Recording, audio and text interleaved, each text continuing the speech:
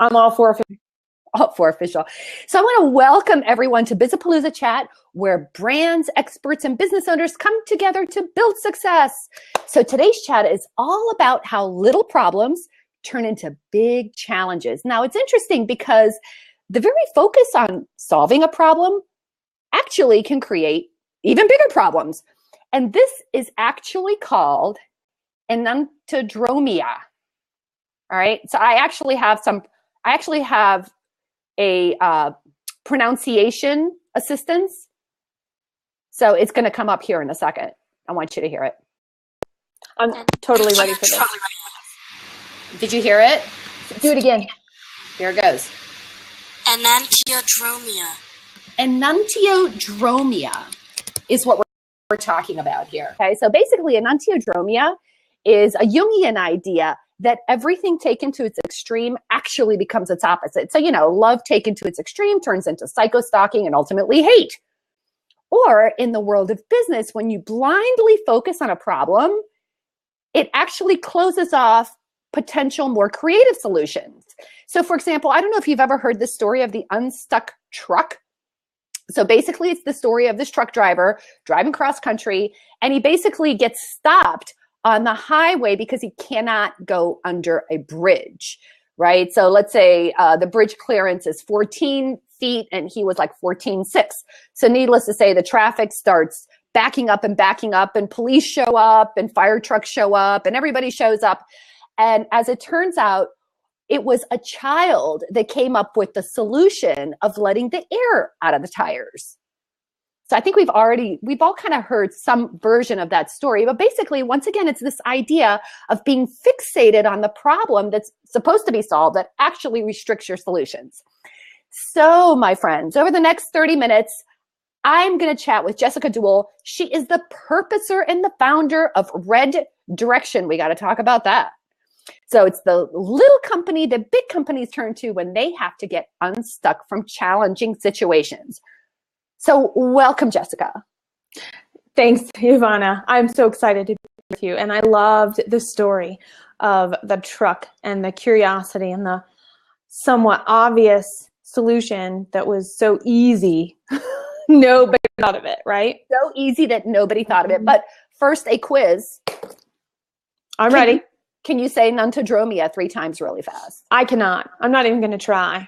But if anybody can, I want it recorded so we can tag it with this, because I will play it over and over and over again. Well, I just thought it was a really fun word if you're a word geek like some of us are. So I thought I would also, in the interest of fun, share this really cool link. Not that it has so much to do with anything, but I thought it was kind of fun that these are all words that mean two opposite things, right? So everything taken to its extreme becomes its opposite. I found this very cool article that actually has words that mean two opposite things, right? So you have sanction, which means to give permission, and it also means to take something away. So 14 words, astound and amaze your friends with that. Fun. So if you guys have anything else that's fun to share, please share it in the links. We want to hear. But now, Miss Jess, we turn the camera on you, girl. Okay. So I really want to talk about problems. And tell me, how did you get interested in this idea of problem solving? It is a skill that everybody needs, and it is a skill that tends to be lacking. And while we're all good at doing things, we're all good at doing stuff. Some of us are even really good at creating and thinking. We all run into situations where we're like, what are we supposed to do here? And if we have nothing to fall back on and no steps to come back to, we can get really stuck. And the whole purpose of problem solving is, in my opinion, it's about curiosity. And it always comes down to that.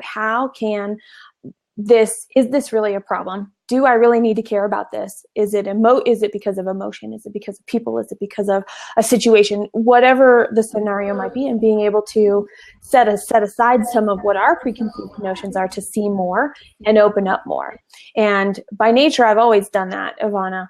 One of the things, I was thinking about a story, and I really don't have a good story, except I can illustrate how I look at the world with a single story. So I think I was probably 17 years old, and I was driving across Kansas. I grew up in eastern Kansas. I was driving across Kansas to do something with my mom, and I was driving this big minivan. And in Kansas, you can see the sky. You can see miles and miles and miles of sky. You can also see this beautiful, awesome prairie, and the clouds that roll across the sky are just amazing. So here I am. I'm driving. I'm so excited. I have my license. This is my first cross-country trip, and I'm driving and looking at all of the beauty that is around me, and I hit a skunk. Okay. The thing was, it was not alive when I saw it. I could have missed it if I was looking right in front of my nose, but I was not looking right in front of my nose. I was looking far, far, far out. And so I hit an already hit skunk with that. And my mom just laughed at me. She's like, "How did you not see that?" And I said, "Well, I couldn't see it on the horizon up there. I only saw it when it was only when it got close to me." So I'm always looking out. I'm always seeing what's next. And I find that really exciting, Ivana, because a lot of people may be there, but there are definitely people who are not there. And being able to look that far in advance and go, well, what is your horizon? Where do you want that horizon to be is what can actually drive us to fulfill our purpose, to succeed in a business, to have a fulfilling life, whatever those goals are for each and every one of us. It comes down to how do we solve our problems day to day.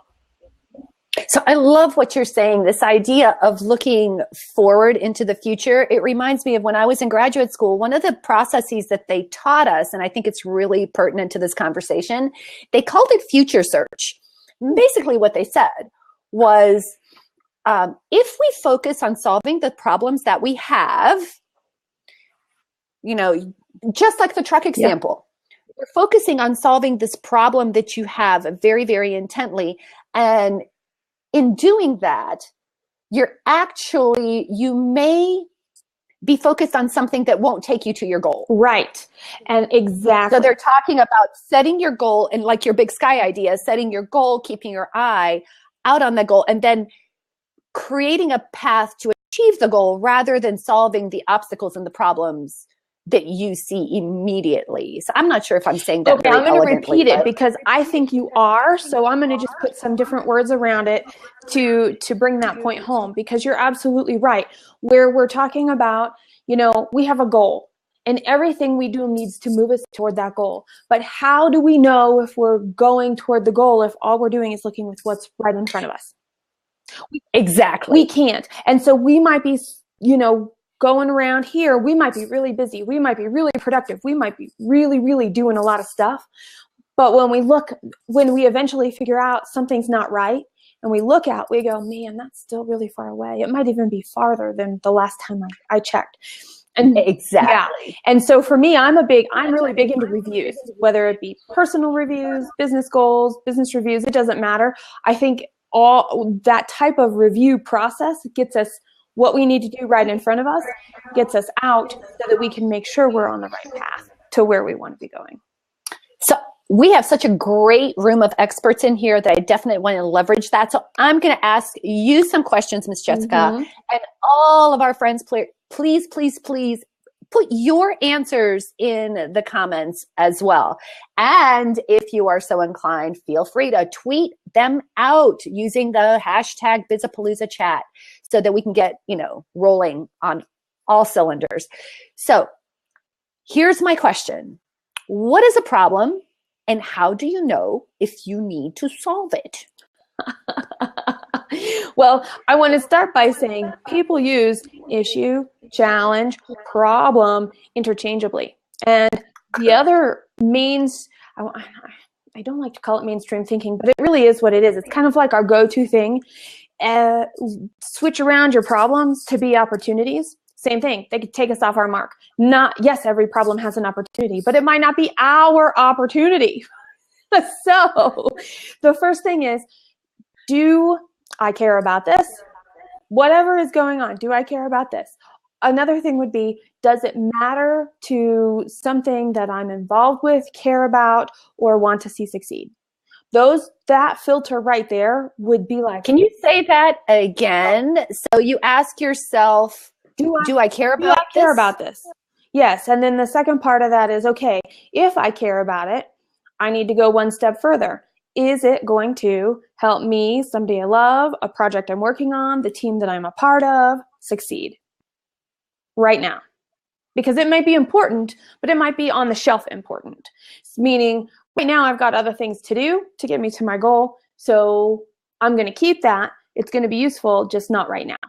And I'm even thinking about, we're going to like go way back. Like you're sitting in your afternoon meeting, you've had lunch, you've got your afternoon glass of water or tea, you're sitting in a meeting on the phone, and all of a sudden you go,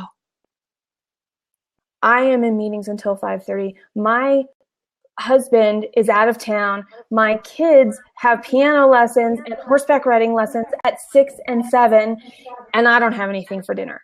Now, where does your mind go? It is no longer. Is that a problem? It's a problem. Is that a problem? Yeah. How am I going to feed my kids? Right? It's a pretty big problem. I mean, relatively, right? If I have kids, it's going to be a problem. If I don't have kids, I don't know why you're thinking about that at 2:30 in the afternoon. Doesn't matter. But there are these things, and life. It's all about life. We have a problem that will crop up. So how do we do that? How are we going to handle getting through our stuff, making sure all of this is taken care of, and being able to have everything fall in line so everybody can do what they're supposed to do, because it all falls on me. I've made the commitment. I have the responsibility, and now I've got to make it happen. So there are other skills in problem solving that I think we're going to end up talking about too, like responsibility. We all have responsibilities in life, and having a family can be problematic. I mean, hello, how many of you love your family all the time? Work as an extended family. So is a problem, then I want to hear from all you guys. Put your stuff in the comments, because I'm really curious. So the question was, what is a problem? How do you know if you need to solve it, right? I think we've answered the question of how do we know that we need to solve it. So the question I have now is a problem something that's impeding your progress towards a goal? No. And in fact, sometimes the actual thing the problems that occur are almost like tests. Are you really committed to getting to where you're going? So we're going to go back to the two sides of the coin. You said the words that actually mean the opposite of themselves at the same time. I love that. Yeah. And I use the concept of two sides of a coin, because you've got to walk a fine line between and me and everybody. We walk a fine line between, does it matter? Does it not matter? Do we care? Do we not care? Those types of things. And I think that's a big part of it. So, whatever's right in front of us can be a problem. And sometimes we have to stop, right? I mean, what happens when your neighbor calls you up and says, okay, I really need some help. All of this crazy stuff is happening. My husband and I have to go to the hospital because our child is sick. Can you water my plants and make sure the dog gets out? That's a problem that you can choose to be a solution of, but it's a problem that now, because, okay, how does that fit into what I can do? And where are my values? So I think our values fit into problem solving as well. And notice I am using some scenarios that are not business related, because the same steps we're going to talk about later apply to business as well as just our regular life and how they mesh together. Well, I like what Scott says. He says, it's not the problem that counts, but rather how you respond to it, right? What do you think, Jess?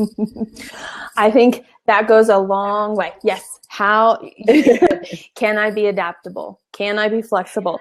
Can I receive? Because if somebody's sharing their problem with me and needs my help, and this could be the guy, this could be like the walking down the hall and, somebody stops in your office.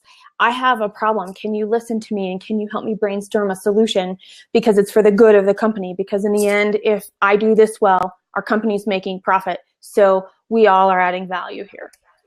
Okay, so I'm going to be a pain, and I'm going to say, I'm still not exactly sure what a problem is, but let's move forward, right? Because maybe the answer will come through some of this other conversation, right? So now, Jess, how do people think that a problem is solved usually? Okay. What is people's default to solving a problem? I think it's to find a list that somebody else made. Isn't that kind of crazy? I was doing some research and looking around, and everything that I've been looking at for the last, 2 years or so, either comes down to really hypothetical thinking of these great conversations about how our brain works, and then all the way down to, oh, I've decided I want to lose weight. What do I do? I'm going to Google it, find the list that worked for somebody else, and I'm going to follow their steps. The problem is losing weight. The problem is losing weight. So I'm going to go find the steps to make that happen that worked for somebody else. The problem is losing weight. I'm going to try a diet. If that diet doesn't work, I still want to lose weight. I'm going to try a different diet. So I think when we're talking about a problem, I think it's something that's in our own way.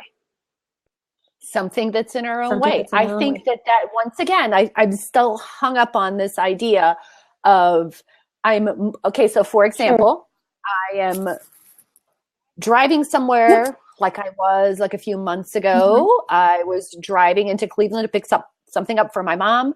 I guess I ran over something, got a flat tire. Mm-hmm. That's a problem, right? My goal was to get to the market, and the problem was I had a flat tire and then had to be changed. It was a long, stupid story, but that's my point. Yeah. And that's like a real physical thing. So it's sort of like, I have a commitment, I have a goal, I have a responsibility, and this thing has popped up to get in my way. And so one of the defaults is to get on the internet and search. Right. That's a default for sure. And some of the people that are out there that are planners, they're going to have AAA, or they're going to have their concierge service from the type of car that they drive.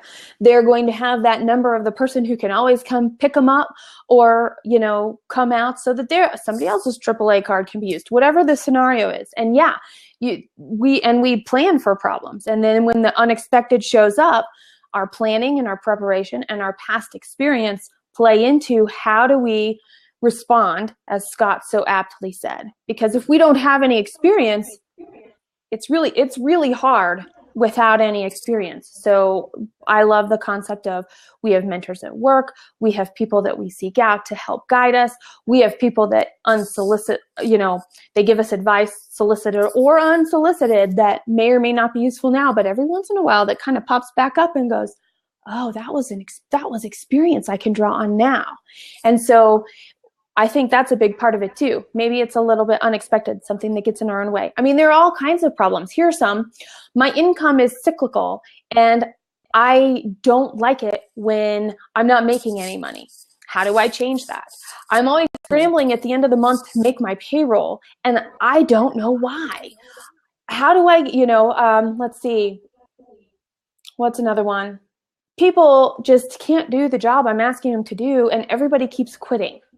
These are seriously common problems of small business owners that I work with on a fairly regular basis. They come up.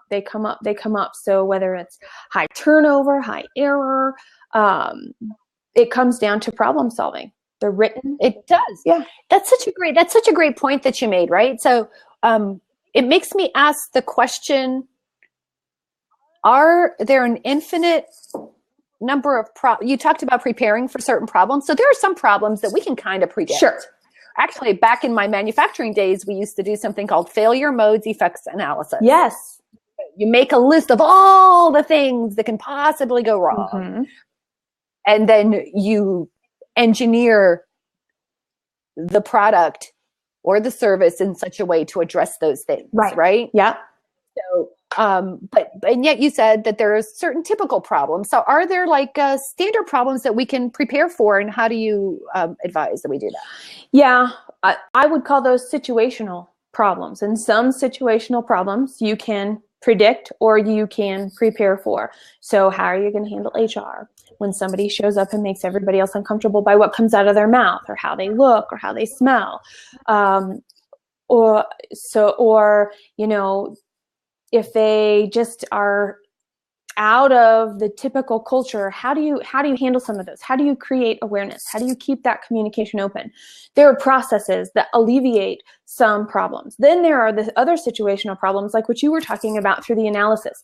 Here are all of the things, and we're going to make this big document, knowledge base, whatever, that anytime anybody calls, anytime the foreman on the floor, anytime the sales rep runs into a problem, they have this place to go to get an answer.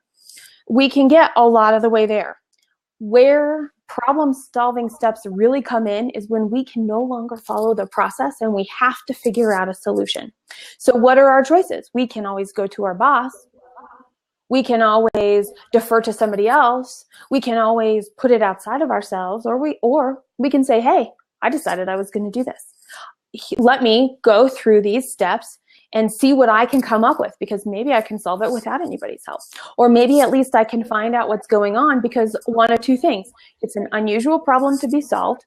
Those happen. Everybody has computers, but everybody's scenarios can be slightly different, and we can only troubleshoot so much before we hit restart, right? Example.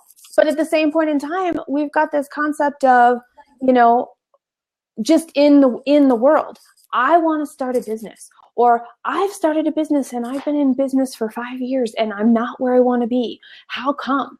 So these are not situational problems. These are not problems that we can really plan for. These are problems we have to dig in. And that's where some of the things that I was talking about earlier, high turnover, high error, not meeting the goals, having cyclical income, those types of things are indicative of a deeper problem that has to do with a gap between where the goal is and where we actually are in our path to get there. That is great. And I want to make sure that you have enough time to describe the process that you recommend that we take. Sure. Mm-hmm. And I want to let everyone know, and in fact, I'm going to put this link in here, it's in here somewhere, that you have a very special gift for all of our attendees. I do. There is a link to your gift. So why don't you tell us what's in the gift, and why don't you also then just kind of go into kind of what steps you believe folks should take? Sure, absolutely. This week, what I've decided to do, I have worked with my team and we cleared my calendar for Friday. We're giving away 5 complimentary consults just for your audience, Ivana, and for the Bizapalooza group, because we really feel that the concept of problem solving is so important that we'd like to have other people really be able to spend some time, and when they're outside of the situational ones, or define, are these situational or are they not? So we know how to proceed and everybody can make forward momentum. That's what we're trying to do. So that's a big part of it. And then we have 2 giveaways that after you have your consult with me that we will send you, and they're both about problem solving and the concepts of problem solving to be a resource for you after we meet. So that's also very nice. So let's talk about thank you. Let's talk about the steps. So really I have 7.5 steps. And I was thinking about it, and everything we've been talking about today, for the most part, they're not really complex. So we could narrow them, we could whittle them out and have 4 steps to solving everyday problems. And then the other 3.5 make perfect sense the more complex and the more nuanced it could be. And maybe another way, so more complex could be, it's going to take a longer period of time. More complex is going to be, there are way more people involved and everybody's opinion matters. Those types of things come into place. So 4 steps. Recognize there's a problem. And how do you do that? There's something in my way. There's something I don't like. So do I really care about it or not right now? Understand that data is necessary. Number 2, what are your how do you get data about this? And then think a little farther, go a little deeper, and how do I get uncommon data about this to consider? So we have where does uncommon data come from? Well, could be talking to people, might be this, might be a thing. So this would be, I can go search on the internet, common. Uncommon would be, let me ask the people closest to me, would be a very simple scenario of that. Or maybe you always use the same reports internally. Maybe if you're only using internal reports, the uncommon is, do other people also have this problem and what have they done about it? And then get out of the data and go collect somebody else's. So from that, the 3rd step, gather solutions. What are the possibilities? And this is where opportunity comes in. At the beginning I said, not every problem is an opportunity because they might not all matter to me. And the same is true for you. Not every problem is an opportunity for you because if it doesn't matter to you, just let it go. Let it go. So what are the solutions? And then from those solutions, the 4th step is to choose one that makes the most sense, that has the most opportunity, that seems to address everything, get it implemented and see the results.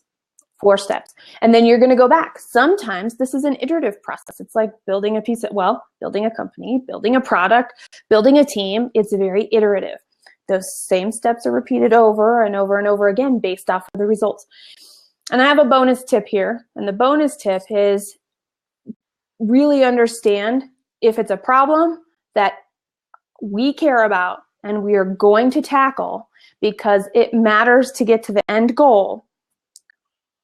Taking that bonus step is who else is involved. And I mentioned this a little bit earlier. Why do they care? Are they the one who's making the final decision? Are they interested in the outcome? Maybe a little bit of politics going on here, right? What's in it for each person that's part of this process? So I really think that understanding what the solution means and how it affects more than just the problem, but the people that care about the problem matters. Wow, that's awesome. And that is perfect timing. So let's wind out the session here. What are some daily habits that we can have to improve some of our problem-solving skills? What should we be doing? How can we practice? Use those 4 steps when you wake up in the morning and you're planning your day. Use those 4 steps when the unexpected happens, like your flat tire or me hitting the already dead skunk, for example, right? Whatever the case may be, anytime, just pull them out and go, okay, I know how I would normally act. Let's see, am I following these steps naturally, or can I shift perspective and get more to have a better outcome at the end by practicing these? And stay curious. I mean, like the other day, what was it? It was just yesterday. We were out walking and all of a sudden I see this lone mama duck and I'm like, that's weird. All mama ducks really have babies right now. And we were walking down a path and she was on the other side of this creek. And you know what, Ivana? She started quacking at me. And I was like, why are you quacking at me? You're by yourself. And then it occurred to me to stop and look around a little bit more. She had 8 babies on the rock below her and they blended into the rock so well I didn't see it. I saw her, but not them. And so she was like, hey, stay away from my family. Hey, so she was assessing me to decide, and however ducks solve problems, I have no idea, but she was assessing, am I a threat or am I not, in her way. So just observe. Another one would be to listen. When people use words, do they mean those words or do they actually mean something else? And another thing would be is the words that they say have a meaning to them, they have a meaning to us. Do they mean the same thing or are meanings different? Like the list you provided, right, of the words that have opposite meanings. And then take the time to review. And I'm a big stickler about this. You got to know where you're going, and you have to know if you're hitting milestones along the way. It doesn't have to be micro-stepped all the way out. Plans can change, but at the same point in time, review. And it all comes to action. I love that. And you know, as you were going through your steps, one of the things that occurred to me is that this is really nothing more than a goal setting process in a lot of ways. Is there a difference between problem solving and goal setting? That is a really good question. I think they go hand in hand because to solve problems, there has to be a goal. And it might be a mini goal of something larger, but at the same point in time, if there is no goal, if there is no reason to solve a problem, I'd go back to, do I even have one? This is so great. I think that everything that you've talked about is just such a great review for everyone. And in fact, it reminds me of a story that I often tell. There are an area of life that I'm not so strong in, mathematics. Oh, me neither. Right? There are simple problems, right? Like 2 plus 2 is 4. And you do that in your head and off you go. Mm-hmm. Whereas sometimes you might have a really long division kind of a problem where you've got to get out a piece of paper and plan it out. And I think where most people make a lot of mistakes, and I'm putting myself in this category, is that we use, not that intuition is bad, intuition is very good, but I think sometimes we skip over things to get to a solution. And what you were talking about in your process that I really like is make a list and then pick the best solution, and our brains kind of don't want to do that. Right. And how we pick is going to be it could be very different. Somebody might make pros and cons. Somebody might use feeling and intuition, and somebody else might only listen to the experience of others who have had a similar problem, or a combination of that, or something that we haven't even talked about. So you're absolutely right that a list is good, because then at least everything is, you've got it on a platter and can apply however the workflow is to that. So final tip from me, and then Jess, I want you to tell folks where they can get more information. So final tip from me is when you do your list, ask your brain in what ways instead of how. When you ask how, your brain wants to come up with one solution. When you ask in what ways, it wants to come up with a list, and we want a list. Mm-hmm. I like it. So Jess, we're going to head over to the after party, but before we do, let's see, remind folks, I'm going to remind folks that the link is in here to get your free gift. Anything else folks need to know? I'm Jessica Duell, owner of Red Direction, where we grab chaos by the hand and handle it together.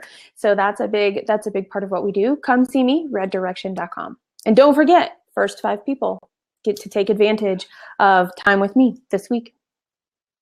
So everybody get on it. We're going to say goodbye. Thank you. This is another episode of Bizapalooza Chat. Join us next week. You know who's going to be here next week? Who? I can't wait. Let's see. Who? Winnie Sun. Yes! Oh, that's going to be Sun Group, at Sun Group, hashtag Winnie Sun. She is so awesome. We're going to be talking about money. And there's no problems about money. So that's going to be such an easy conversation. That's going to be so good. So good. I'm going to see you on the other side. Right. Everybody head over to the Twitter at hashtag Bizapalooza Chat. See you on the other side.